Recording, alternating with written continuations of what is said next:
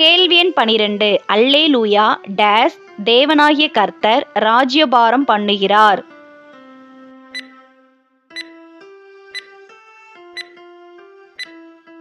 சர்வ வல்லமையுள்ள தேவனாகிய கர்த்தர். வெளிப்படுத்தல் 19ஆம் அதிகாரம் 6ஆம் வசனம்.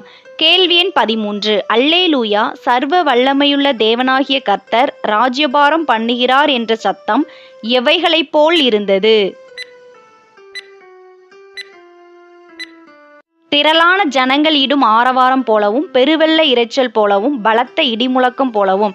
வெளிப்படுத்தல் 19ஆம் அதிகாரம் 6ஆம் வசனம். கேள்வி எண் 14. நாம் டேஸ் களி கூர்ந்து அவருக்கு டேஸ் செலுத்த கடவோம்.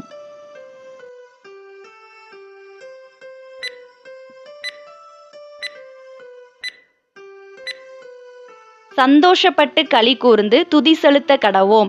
வெளிப்படுத்தல் 19ஆம் அதிகாரம் 7ஆம் வசனம். கேள்வி எண் 15. ஆட்டுக்குட்டியானவருடைய டேஸ் வந்தது. கலியாணம் வந்தது. வெளிப்படுத்தல் 19ஆம் அதிகாரம் 7ஆம் வசனம். கேள்வி எண் 16. தன்னை ஆயத்தம் பண்ணியது யார்?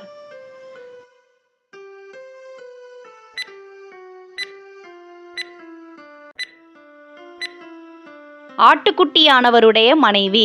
வெளிப்படுத்தல் 19ஆம் அதிகாரம் 7ஆம் வசனம். கேள்வி எண் 17. ஆட்டுக்குட்டியானவருடைய மனைவிக்கு அளிக்கப்பட்டது எது?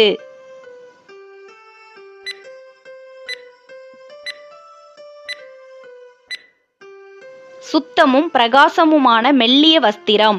வெளிப்படுத்தல் 19ஆம் அதிகாரம் 8ஆம் வசனம். கேள்வி எண் 18. ஆட்டுக்குட்டியானவருடைய மனைவி தரிக்கும் மெல்லிய வஸ்திரம் என்பது எதை குறிக்கிறது?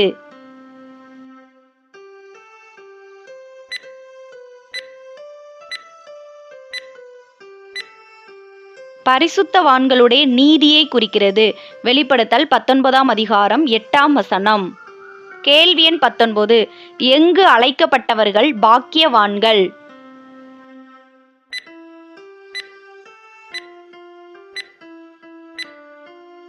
ஆட்டுக்குட்டியானவரின் கல்யாண விருந்துக்கு அழைக்கப்பட்டவர்கள்.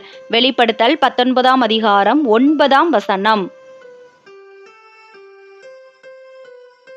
கேள்வி எண் 20. இவைகள் தேவனுடைய டேஸ் வசனங்கள் என்று ஒரு சத்தம் யோவானுடனே சொன்னது.